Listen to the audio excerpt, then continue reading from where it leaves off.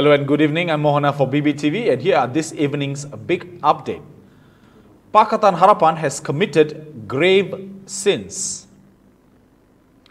Past Central Committee member Kamaruzaman Muhammad in his speech last night labelled Pakatan Harapan as a government that came to recolonize the people of Malaysia and have committed grave sins throughout their tenure as the federal government.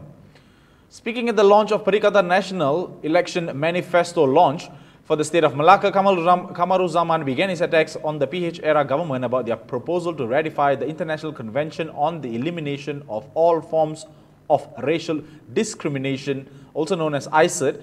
He added by saying ICED has become a black history for Malaysia if the then PH government had signed on to ratify the convention. Then, according to Kamaruzaman, the nation's constitution will need to be amended, which would lead to the Bumiputra rights of the Malays to be compromised. This, he said, were the plans of DAP to move towards a Malaysia concept. ICED, Rome Statute, ICCPR and the others, he said, are grave sins that cannot be forgiven, while adding to his second point that Pakatan Harapan seems to instill communist ideologies into the society, which includes distribution of comics to schools, a supposed celebration with the ashes of communist leader Chin Peng and others, he said. Thirdly, Kamaruzaman also said PH committed crimes by letting high-profile individuals go scot-free from corruption cases, abuse of power, and the Penang undersea scandal court cases. Without justifying his allegations towards PH, Kamaruzaman praised his own Perikatan Nasional coalition and hoped that the people of Malacca would vote for his coalition in the Malacca state elections. Now, Penang Mufti is upset with Menteri Besar of Kedah. Yesterday, we reported to you on the Kedah Menteri Besar and the state's decision to ban all gaming businesses in the state by not allowing the businesses to renew their licenses, followed by a proposal that would see the state exercising its powers and limiting the sales of alcohol throughout the state, including popular tourist destination Langkawi. The Menteri Besar, Sanusi Muhammad Noor, further quipped that those who wish to buy the 4D lottery can go to Penang instead. This drew flag from the religious leader of Penang, its Mufti Datuk Sri Wan Salim Wan Muhammad Noor.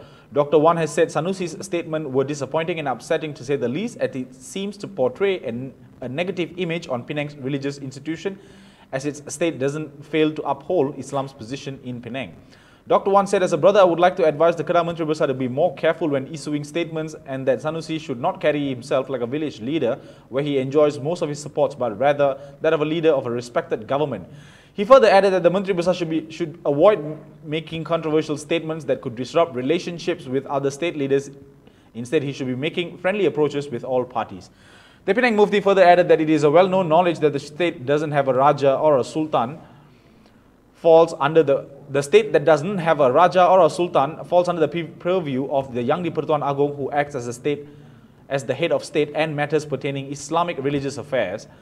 Datuk Sri Dr. Wan also has stated for the record that a DAP PKR Amanah-led PH government, although not touted as an Islamic party like that of PAS, the state government will never fail to uplift and uphold the state religious practices.